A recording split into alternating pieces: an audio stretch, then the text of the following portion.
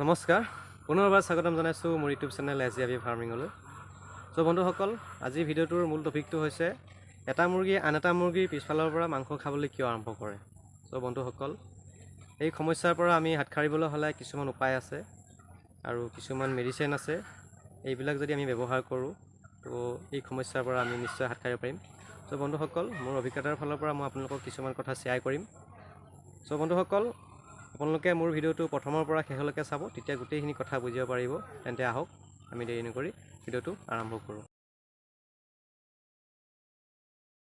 বন্ধুসকল, এটা চৰাই আন এটা চৰাইক পিছফালৰ পৰা মাংস খোৱাৰ মূল কাৰণকেইটা হৈছে, যদি চৰাইবোৰৰ দেহত ভিটামিন আৰু ছ'ডিয়ামৰ পৰিমাণ একেবাৰে কমি যায় আৰু আপোনাৰ ফাৰ্মত যদি চৰাইবিলাক ঘন হয় বা স্পেচটো কম থাকে আৰু যদি আপোনাৰ ফাৰ্মত পোহৰৰ ব্যৱস্থা কমি থাকে, তেতিয়াহ'লে চৰাইবোৰৰ দেহত এই সমস্যাই দেখা দিয়ে। বন্ধুসকল, এনেকুৱা ধৰণৰ সমস্যাই দেখা দিলে আপোনালোকে কি কৰিব? বন্ধুসকল, আপোনালোকে প্ৰথমতে সিহঁতক ভাল ব্ৰেণ্ডৰ দানা দিব লাগিব, যিটো দানাত ভিটামিন যেনে A vitamin, B vitamin, C vitamin, magnesium, calcium, iron, zinc এইবিলাক সকলোবিলাক যাতে থাকে দানাত, তেনেকুৱা ধৰণৰ আমি দানা আনি ল'ব লাগিব, আনি সিহঁতক খাবলৈ দিব লাগিব। বন্ধুসকল, দানাখিনি দিয়াৰ আগত আমি এটা ভিটামিন এণ্ড মিনাৰেলছ পাউডাৰ এটা আমি সিহঁতৰ দানাখিনিৰ লগত মিলাই দিব লাগিব, যাতে সিহঁতৰ দেহত কমি থকা ভিটামিনখিনি অতি সোনকালে পাই যায়। গতিকে মই আপোনালোকক স্ক্ৰীনত দেখুৱাই দিছোঁ, এনেকুৱা ধৰণৰ যদি আপোনালোকে ভিটামিন এণ্ড মিনাৰেলছ পাউডাৰ আনি লয়, তো আপোনালোকে এক বেগ দানাত আপোনালোকে 1 কিলোগ্ৰাম এইটো পেকেট হয়, আপোনালোকে ভালদৰে মিহলাই ল'ব। মিহলাই লৈ আপোনালোকে সেই দানাটো সিহঁতক খাবলৈ দিব। তাৰপিছত আপোনালোকে অতি সোনকালে চৰাই থকা জেগাখিনি অলপ বহলাই দিব, কাৰণ যদি বহলাই নিদিয়ে তেনেহ'লে সিহঁতে কামুৰা কামুৰিটো কৰি থাকিব। যদি অলপ বহলাই দিয়ে, তেতিয়া অলপ দৌৰা দৌৰি কৰি সিহঁতে ইটোৱে সিটোক কামুৰিবলৈ নোৱাৰিব। তাৰপিছত বন্ধুসকল, আপোনালোকে সিহঁতৰ দেহত ছ'ডিয়ামটো বঢ়াবৰ কাৰণে আপোনালোকে নিমখ দিব লাগিব পানীত। বন্ধুসকল, সিহঁতক দিনৰ ভাগত সিহঁতে যিমানখিনি পানী খায় চৰাইবিলাকে, সেই পানীখিনিত আপোনালোকে 100 চৰাই অনুপাতত কৈছোঁ মই, 100 চৰাইৰ কাৰণে আপোনালোকে 80 গ্ৰাম নিমখ ল'ব। নিমখ লৈ সেই পানীখিনিত ভালদৰে মিহলাই ল'ব, মিহলাই লৈ সিহঁতক খাবলৈ দিব। তাৰপিছত আপোনালোকে ৰাতি ভিটামিন দিব। ভিটামিন আপোনালোকে কি দিব? ভিমাৰেল দিব, মই স্ক্ৰীনত দেখুৱাই দিছোঁ। তাৰপিছত আপোনালোকে কেলছিয়াম দিব। তাৰপিছত আপোনালোকে মাল্টিষ্টাৰ, এইটো এটা ভিটামিন, ভাল ভিটামিন।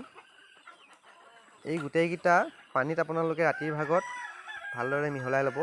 ড'জটো আপোনালোকে বঢ়াই দিব। যদি আগতে আপোনালোকে 7 ml কৈ দি আছিলে, এতিয়া আপোনালোকে এই এনেকুৱা লক্ষণ দেখা দিয়াৰ পিছত আপোনালোকে 10 বা 12 ml দি দিব।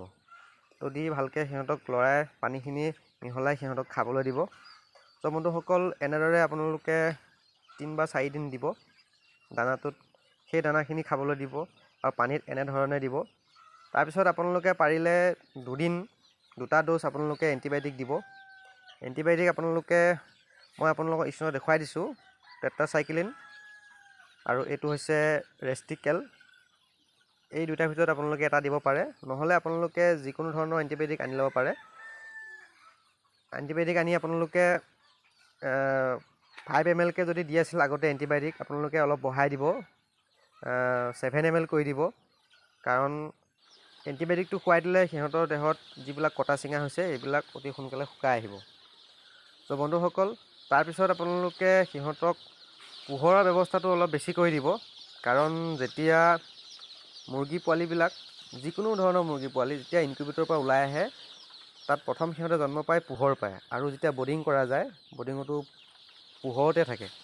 বন্ধুসকল, তেতিয়াহ'লে আমিও ডাঙৰলৈকে সিহঁতক পোহৰতে ৰাখিব লাগিব, কাৰণ যদি পোহৰৰ ব্যৱস্থাটো অলপ কমি থাকে তেনেহ'লে আৰু চৰাই যদি ঘন হৈ থাকে, তেতিয়া এই সমস্যাটোৱে ফাৰ্মত দেখা দিয়ে।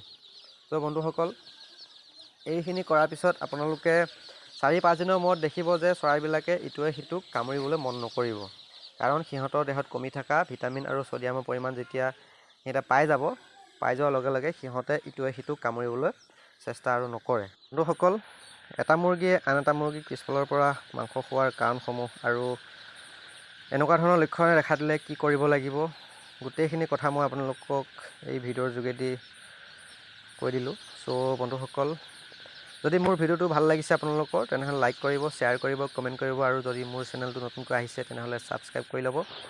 আজিলৈ ইমানেই আছিল। ধন্যবাদ। জয় অসম, জয় হিন্দ।